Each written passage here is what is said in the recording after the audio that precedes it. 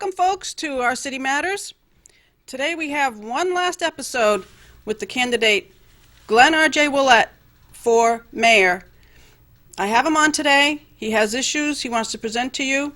He knows the city inside and out, and he's a good resource. And really, you should consider him for mayor. Welcome, Glenn. Thanks for having me again. Part 4. Part 4 it is, exactly. Well, I see you have papers. Yes, I took out my, I delivered my educational vision last week, and it includes steps in grade 3. If you can't read the 3rd grade level or do the 3rd grade math, automatically in 4th grade, it's an automatic done. No questions asked. You get a tutor. If you still can't get it quite right, that tutor repeats it a second year in the 5th grade, so that when you get to the 6th grade, that kid doesn't have to carry a backpack that weighs a ton and say, but I don't get it. They need to get it because that's what you call no child left behind. When we know for a fact right now we have a child who started kindergarten, and in the 5th grade, he was still reading 1st grade level, and today he started school this last week in the 6th grade, and guess what? He's still reading 1st grade level. What's going to happen to that poor kid when he grows up and he graduates? He won't be getting much of a job even though he has a graduation diploma because he can't read. No. We have failed that child. Don't they call that social promotion? It is called social promotion. There's a lot of it going on in our schools, and I thought that Mayor Gatsis and the school board had said no more of that. Yet why is it still happening? Why didn't this child in the 5th grade, when the school board and the mayor said there'll be no more of that, get him some help? Why is it a year later he's graduated to the 6th grade and he's still reading 1st grade level? Well, it's like if you want extra help, you have to have an IEP, right? An individual educational program. If he doesn't have an IEP, he's at Beach Street School. He's got to have an IEP. I would hope so for reading. And math. And yeah, really. I don't know how he is on math, but I know on reading he's stuck at 1st grade level. Well, I understand that the special needs students, special ed students, they're being left behind. They are. There's little money going to them anymore, and it's like they're teaching to the middle. 17 cents on the dollar is what we're getting from the feds, and we have to restrict to their memorandums. They mandate things that we don't need to do because we can do it better for less. They're giving new definitions for special ed now at the feds, and the special ed students are going to have to take the normal Common Core line assessments. Well, here's a definition that parents need to really get aligned to. In the next few years, when Common Core, by 1918, when Common Core is fully developed into our school system, without a doubt, by the 5th grade, the federal government or the Department of Education of the feds and the state will come into the schools and talk to you, the parents, and say, Johnny will be a trash collector in his life. That's what we're preparing him for. And Sally, she'll be a nurse. And Jane, well, she can be a doctor or a lawyer. Is that what you want? That's called freedom of education? It's tracking. It's like saying, from now on, I'll tell you what religion you're going to belong to. I don't think so. This is America. I mean, I thought it was America. It's not like in China where they handpick the students and they decide where they're going to go and study. We are in the process of doing that. We are. We're tracking. The SAT test, take it this year, but I suspect they're already working hard on it. By the time you take it I think they take it in the fall, don't they? In the spring, actually, in the spring. February, I think, yeah. So by the time you take it in February, it will already be Common Core aligned. The STEM program, which is a great program, but you know what? The state of New Hampshire has already announced that they are aligning it with Common Core. Yeah. They cannot keep their fingers out of anything. Government is not supposed to dictate. And America's government is now dictating what you have for health, what you can eat, you can't eat, what education you're going to get. They dictate in all aspects of your life. And it's wrong. It's not democracy anymore. No, it's not. It's Big Brother saying, you do as I say or you're out. Right. So leadership isn't given. It's taken. Leadership is earned by you, the people, entrusting its leaders to do the right thing without having to do it again year after year without showing any lasting results, other than throwing money away at a problem resulting in wasteful spending in our hard-earned tax dollars. Do you know that in 2001, first time I ran for office against Frank Ginter, and I lost I ran against him for alderman in Ward 3. I lost by 248 votes. I took this out of my archive, and I'm reading it. And the same issues that existed in 2001 exist today, except they're 80% worse. How's that? People like Dan O'Neill, people like Mary Gatsis, who was an alderman for 8 years. They've been there a long time. People like Mr. Shea. They've been there all this time. What have they done to correct the system? Actually, I'm beginning to wonder if they actually created the system to make it work the way it works. I believe in transparency, and it must be open. That is crucial to restoring the public's faith in City Hall, and as this day forward, I am committed to making these values hallmarks of our Queen City, Manchester, in this city moving forward. You know, we can achieve a lot here in the city. We have a great city. We have great schools. But we are being detrimented by being held back, because government is now telling you what you can and cannot do. You can no longer freely do what you want in education. They will tell you what you will and will not do. You can no longer go out there, and my God, they're creating curfews and all kinds of things. For example, when do you see a community, any city in America, that in the daytime from 7:30 a.m. to 4 p.m., certain parks are closed because we can't control the crime? That's the whole point, isn't it? So we have these signs that says no one in the park between 7:30 a.m. and 4 p.m. on Bronstein Park. Yet tons of people are in the park, and do you know why?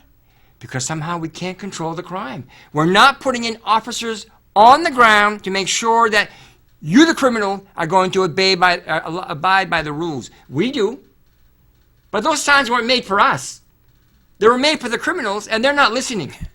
They're taking their drugs, and they're keeping their needles in there, and then our kids after school go in those parks, and they find the needles. So we need to have a mayor that says, you know what? Criminals, no place for you in this city. Like third shift. Most of our horrific crimes are committed between 11 p.m. and 4 a.m. Yet we have a less force of police officers on the ground. That's when you need someone there, because criminals love it when there's no police officers around, and they love it when it's dark. So we have a mayor and an Alderman, Joyce Craig. And Alderman Arnold did the same thing when he was in office for 4 years. They actually were working for the criminals. I mean, you have to look at it that way, because they voted on issues that all they did is keep the innocent out and allowed the criminals to rule the city. Again, in this morning's paper, all these crimes. So how can the mayor say, and try to have the police chief say, don't worry, crime is going down? Do you really believe that?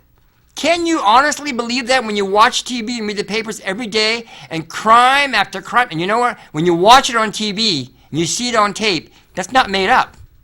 We all know what's happening. And when you get to a point that you can't even walk a trail at dusk, and you get shot for no reason at all, the city is now in trouble. It's in chaos. And we need to have leadership at the top, not these gimmicks where they have purple wrists around your wrist. What are we doing about the epidemic? I'll tell you what we're doing.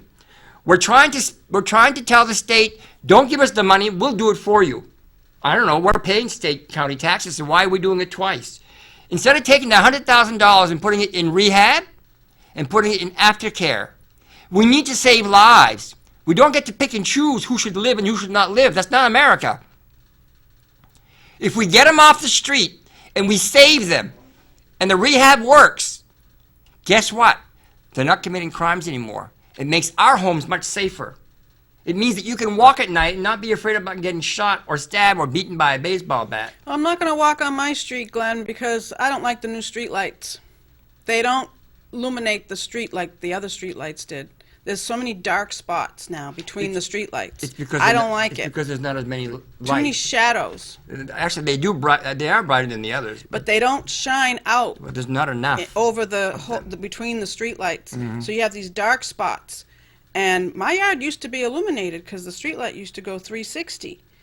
Now it doesn't go 360. Well, I'll tell you one thing. There are some streets, take a block of a street. It's one block. Some streets will have 4 lights in that block. The same length of that block on another street or another block of that street will have 1 light. And so you have to say, why is there more light there and not enough light here? It wasn't well planned. No, I don't think so. I would like to go to the charter. You know, we have a mayor that uses the charter and he misuses the charter. When it comes time to suit his agenda, he'll go to the Red Book and he'll read the charter. That's the law.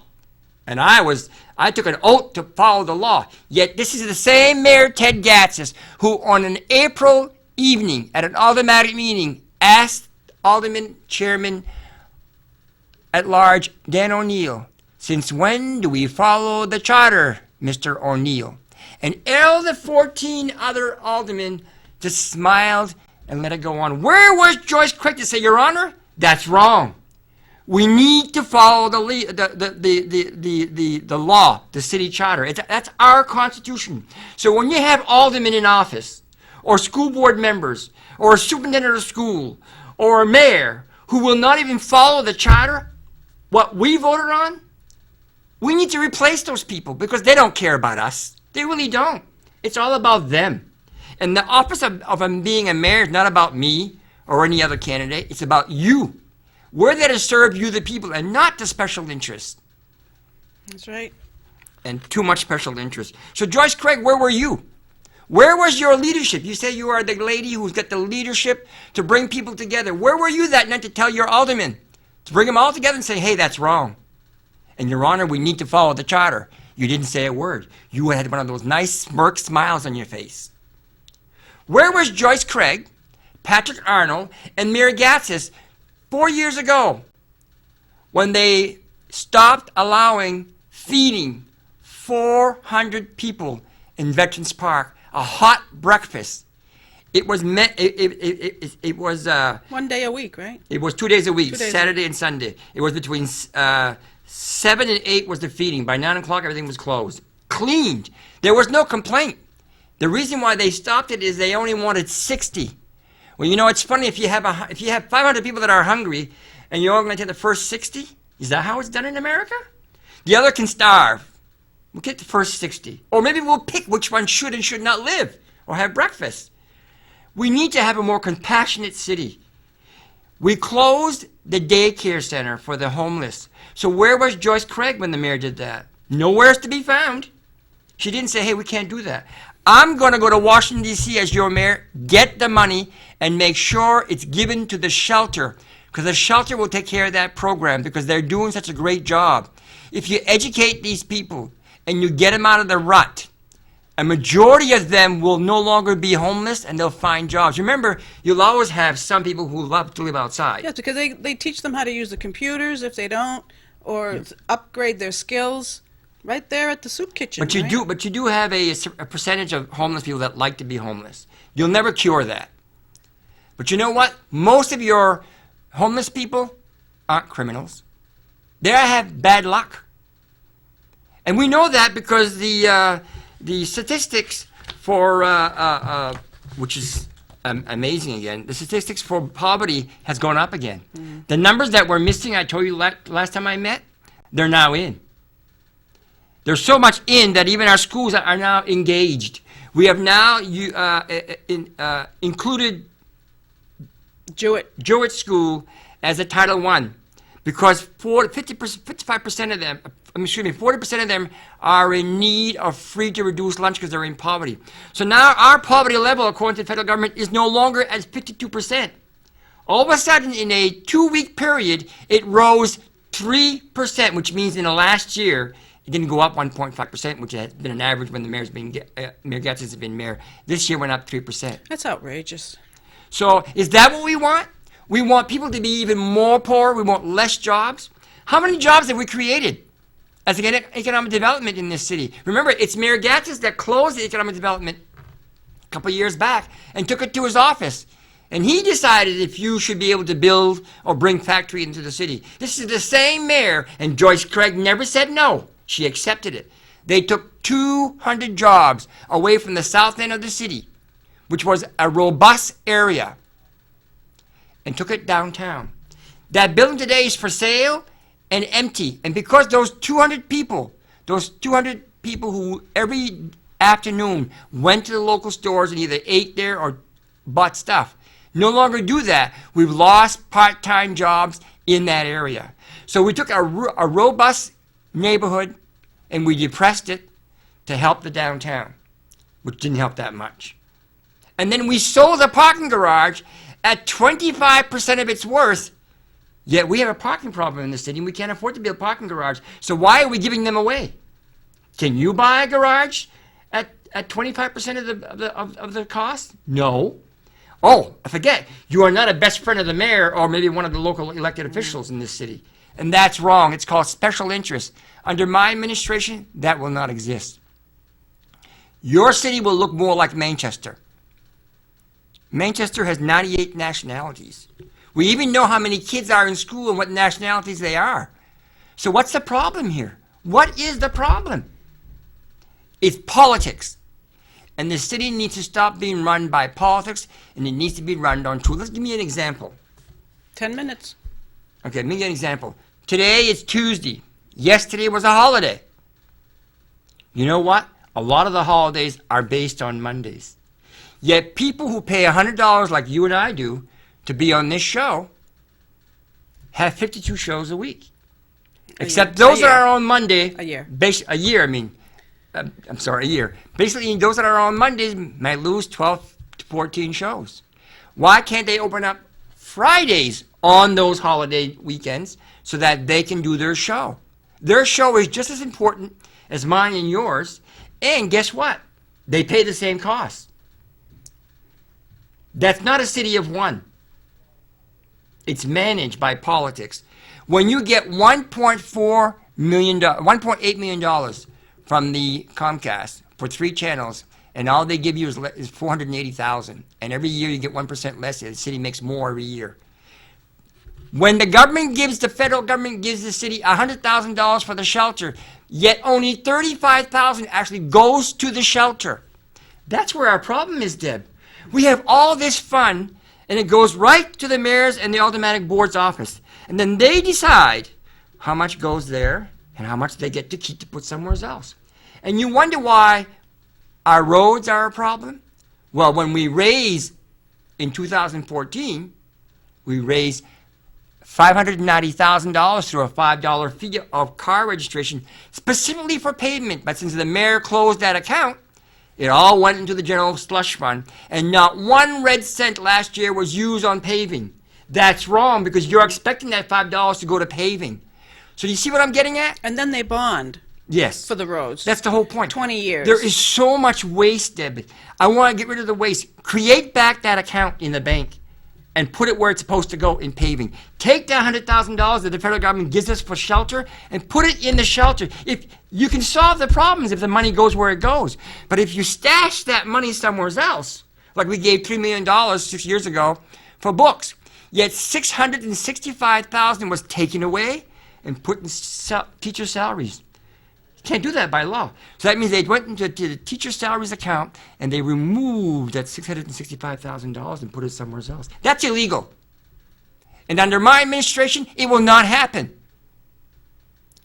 Millions of dollars I get returned every year. School returned a little over $1 million this year, and so did the city. You know why? Because we caught them in the act about a month ago. They funded one position at $53,000 per year for 9 years, and that position never happened. Well, guess what? The school does that about 28 times, and the city about 25 times. Multiply that by all that money, that explains why. Welfare department. Don't be angry with the welfare people because they're not getting anything. $1,028,000 $1,028,000 was the budget last year, yet he returned $100,000. Every year he puts it in his budget to return another $100,000. If you run a business, Deb, are you going to say, well, I'm going to set aside $100,000 I can return it back to me? It's not how it works. Padding the budget. You can't use it on taxes either. It's padding the budget. You will not pad the budget in my administration. You will know the facts. Speaking about budget, I heard about bag and tag. And they want to It's coming back. having us do bag and tag Yes. so that they can not lower our taxes. $3.4 million to use as they wish. They also want to take 32% of the garbage and privatize it, and they will put the dumpsters in the alleyways because there's no other place to put it. But let's go to the first. We don't want disc. bag and tag. Let's go to the first disc at 27 seconds. We'll be right back. Mayor Gatzis.